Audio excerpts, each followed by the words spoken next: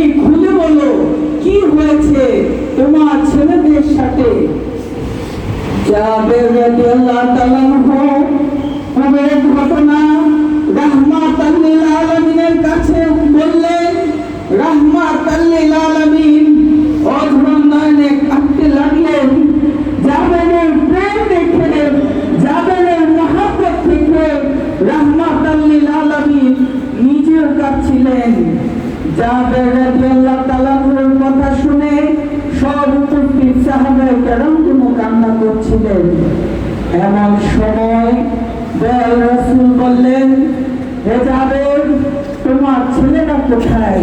আমাকে সেখানে নিয়ে চলো।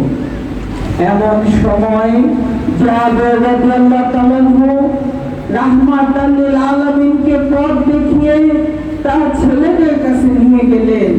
দুই ছেলের লাশ রাহমাতাল লিল আলামিন দেখলেন কম্বল দ্বারা আবৃত করা। এমন সময় রাহমাতাল লিল আলামিন তার ডান হাতের এই হাত মোবারক কম্বলের উপরে রেখে বললেন, হে জাবেরের ছেলেরা, তোমরা কি দেখো না তোমাদের বাবা আমাকে কত ভালোবাসে, আমাকে কত মহব্বত করে?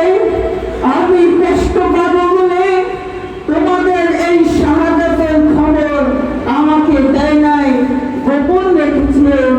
তোমরা উঠো, আমি মুহাম্মদুর রাসূলুল্লাহ সাল্লাল্লাহু আলাইহি ওয়াসাল্লাম বলছি, উঠো। সাথে সাথে জাবেরের দুই ছেলে দাঁড়িয়ে রাহমাতাল লিল আলামিন কদম জড়িয়ে ধরলেন, বললেন, ইয়া রাসূলুল্লাহ, আমাদেরকে ক্ষমা করে দেন, আমাদেরকে মাফ করে দেন। এমন সময় রাহমাতাল লিল আলামিন জাবেরের ছেলেদের হাতে ধরে খাবার খেতে গেলেন। খাবার খাওয়ার সময় রাহমাতাল লিল আলামিন বললেন, তোমরা খাসির মাংস চুষে চুষে খাও, হাড়গুলা রেখে দাও।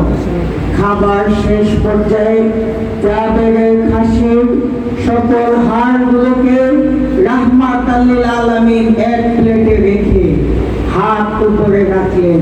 রেখে বললেন, হে জাবেরের খাসি, তুমি কি দেখো না তোমার মালিক জাবের আমাকে কত ভালোবাসে, আমাকে কত মহব্বত করে? সুতরাং তোমাকে আমার জন্য কোরবান করে দিয়েছে। তুমি উঠো, তুমি আবার জাবেরের হয়ে যাও। বলার সাথে সাথে জাবেরের খাসি জাবের রাদিয়াল্লাহু তাআলা হয়ে গেল, লাফ দিয়ে দাঁড়িয়ে গেল।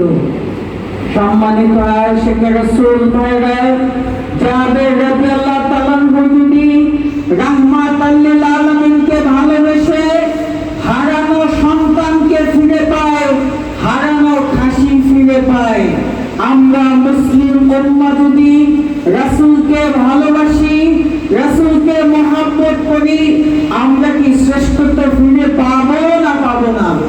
সম্মানিত আয়েশা রাসূল ভাইরা, সুতরাং রাসূলকে ভালোবাসতে হবে, রাসূলকে মহব্বত করতে হবে।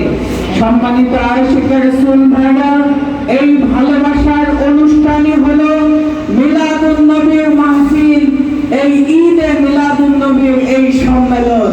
প্রতি বছর মিরপুর দরবার শরীফে পবিত্র ঈদে মিলাদুন নবীর সম্মেলনের আয়োজন করা হয়।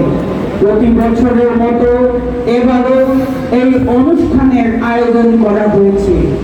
যারা দীর্ঘদিন অক্লান্ত